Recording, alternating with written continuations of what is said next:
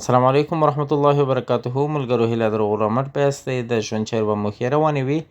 لکه څنګه چې موږ تاسو ټینسز شروع کړي دي، زمانې مو شروع کړي دي په های انګلیش کلاس کې. موږ تاسو د نن ورځې په درس کې لرو پریزنټ کنټینیوس ټینس، کوم چې موږ تاسو یو برخه په تیرو درسونو کې ویلې د پریزنټ ټینس، دا دوهمه برخه ده.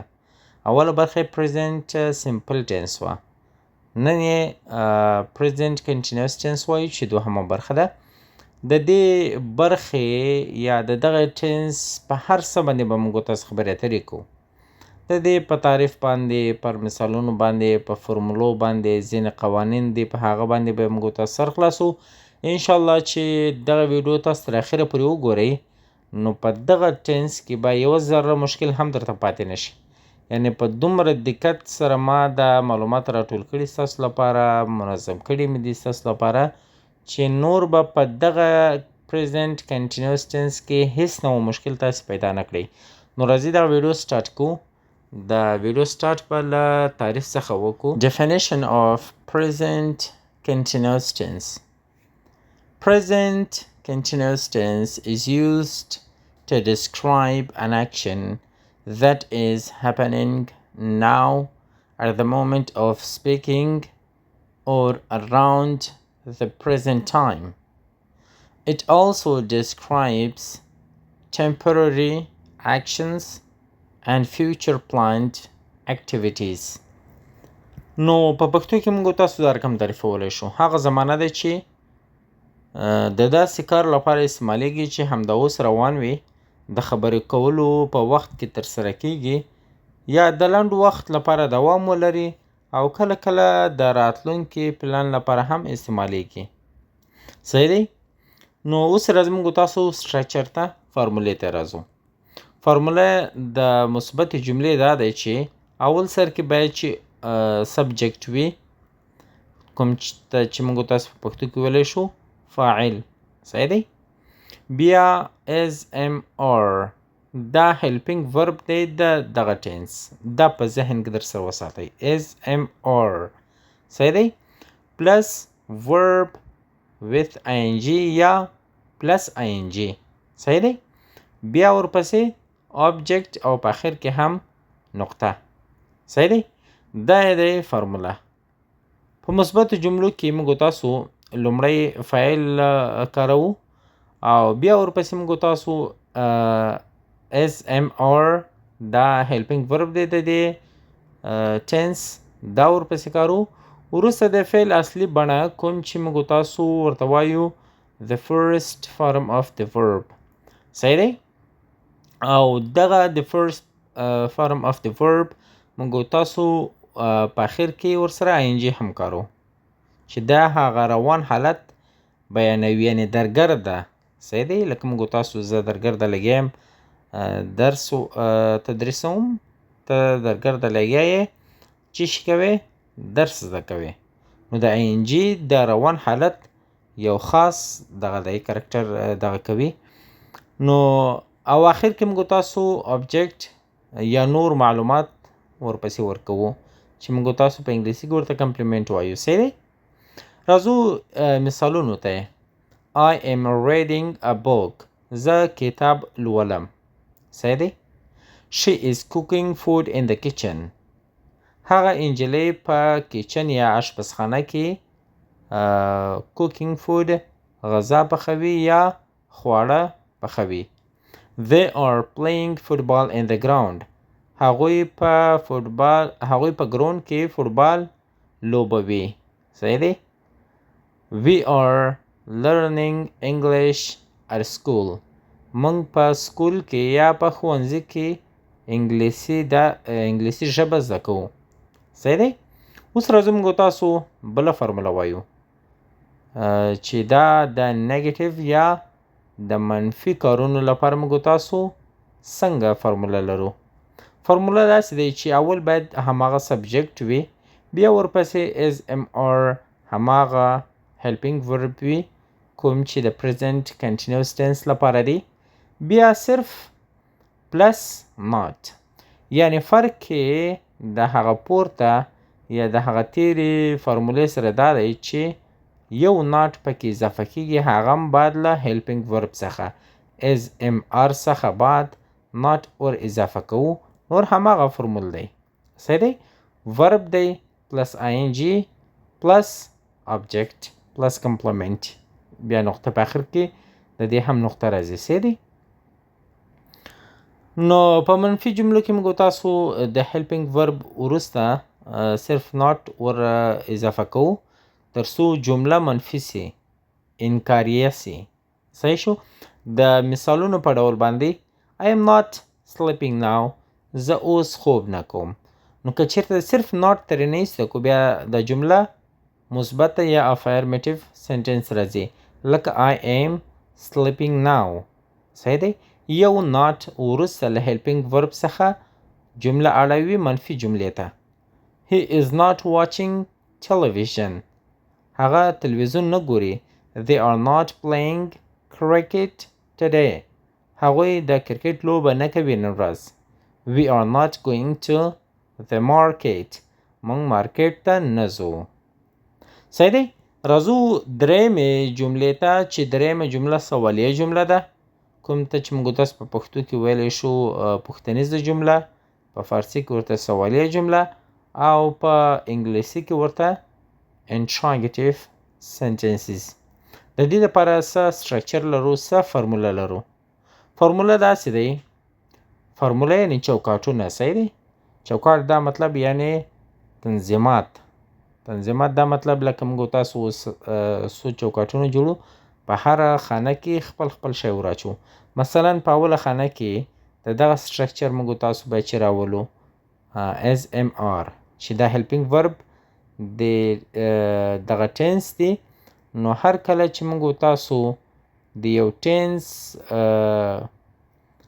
سوالیه جمله جوړو د هغه ټینس helping verb په اول سر کې راولو صحیح دی نو د دې ټینس helping verb is mr دی اول په اول سر کې دا راولو بیا ورپسې subject verb with ing plus object plus question mark د دې جملې په آخر سر کې question mark باید چې راسي سوالیه جمله سوالیه علامه تر څو پورې دغه جمله وپېژندل سي چې دا سوالیه جمله ده سوال یا پوښتنه پکې شوې ده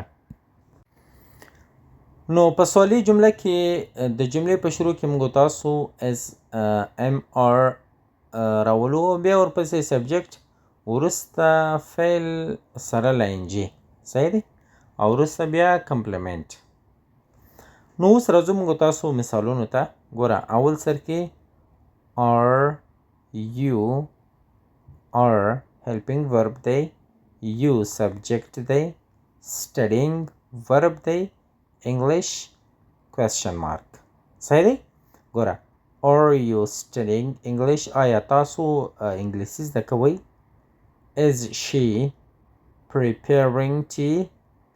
Is helping verb she subject preparing with ing prepare تیارول آماده کول نو دا خپل یو فعل دی with ing صحیح دی Is she preparing tea? آیا هغه چای آماده کوي یا چای دموي Are they working in the office? آیا هغوی په افیس کې کار کوي Am I disturbing you? آیا زه تاسو ته مزاحم یم یا ستاسو لپاره مزاحمت کوم نو دا و د سوالیه جملې مثالونه او ورسره فرمول دلته راځو موږ تاسو use of am as or کوم چې دغه ټینس helping verb دی دا څنګه موږ تاسو وکاروو د سبجیکټ لپاره صحیح شو که چیرته سبجیکټ آی وي نو د دې لپاره موږ تاسو چې کارو ام کاروو د آی لپاره ام د هی شي ات لپاره از د یو وی د لپاره آر صحیح دی دا د helping verb استعمالو پنځمې نقطې ته راځو پنځمه نقطه دا دی چې rules of adding ing صحیح دی پنځمه نقطه کې موږ تاسو قوانین وایو د ING اټکولو. لکه موږ تاسو په کوم ډول سره ING له ورب سره نښلوو. اکثره فعلونو سره یوازې ING زیاتیږي، لکه د مثال په ډول باندې play. صحیح شو؟ play playing ING ورسره اضافه کوو. cook cooking. صحیح شو؟ read reading. صحیح دی؟ هماغه ورب دی، صرف ورسره ING اضافه کیږي. دوهم قانون چې شی دی، که فعل په ای ختم وي، مثلا یو لغت دی فعل دی، صحیح دی، او هغه د هماغه لغت په آخر سر کې یو حرف ای وي، نو دغه بیا ING موږ تاسو څنګه ورسره اضافه کوو. مثلا make جوړول، صحیح دی، make په آخر سر کې ای راغلی، نو دا ای موږ تاسو ترې نه کوو، صرف ING ورکوو. په هر ځای کې مو چې یو ورب ولیدلو او په آخر سر کې ای وه، ای ترې نه لرې کوو، صرف ING ورکوو. making write writing dance dancing. دریم رول ته، دریم قانون ته راځو. که فعل لنډ وي او آخر یې کنسوننټ وي، صحیح دی، آخر حرف 2 ځله لیکل کیږي. لکه د مثال په ډول باندې run running، sit sitting، swim swimming. صحیح دی؟ که فعل لنډ وي، صحیح دی، لنډ وي، لکه run sit swim. دا لنډ فعلونه دي او د آخر سر په آخر د دغه فعل کې موږ تاسو کنسوننټ لرو، نو دا بیا دغه آخري کنسوننټ یې 2 ځله تکراري لیکو ورسره، لکه run running RUN. دا n دلته یو ځای راغلی دی، خو کله چې present continuous tense وي 2 وارې لیکو. هر جریاني حالت کې موږ تاسو دغه رقم وربونه 2 ځلې آخري حرف لیکو. run running، sit sitting، swim swimming.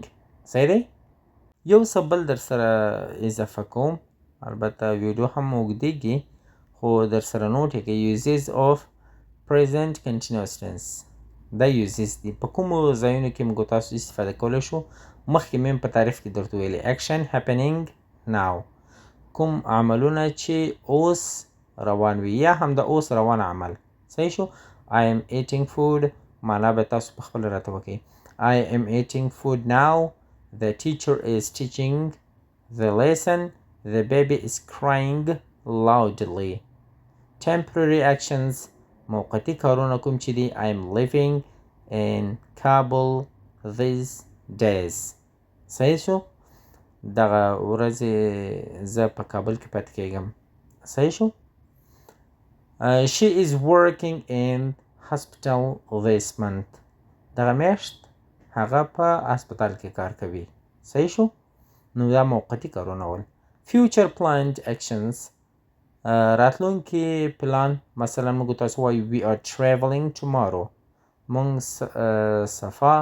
سبا سفر کوو. we are traveling tomorrow، موږ سبا سفر کوو. صحیح دی؟ he is meeting his friend tonight، هغه د خپل ملګري چیش کوي، ملاقات کوي نن شپه، د خپل ملګري سره ملاقات کوي نن شپه. صحیح دی؟ changing situation دی، موږ تاسو بدلیدونکي حالات لرو، لکه موږ تاسو یو څوک غوسه دی اوړي خوشحالتیا ته، موسم دی خراب دی، یو دمي لمر راخیږي، موسم ښایسته کیږي. صحیح دی؟ دا بدلیدونکي حالات دی. the weather is getting colder، هوا چینجیږي و یخوالي ته. صحیح شو؟ prices are increasing day by day. صحیح شو؟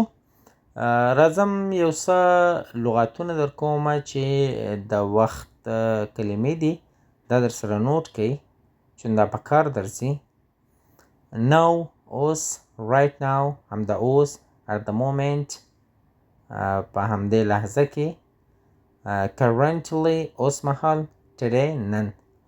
دا هغه دی چې په present continuous tense کې زیات استعمالیږي دا وختونه، نو د په دې خاطر مې درته ذکر کړل.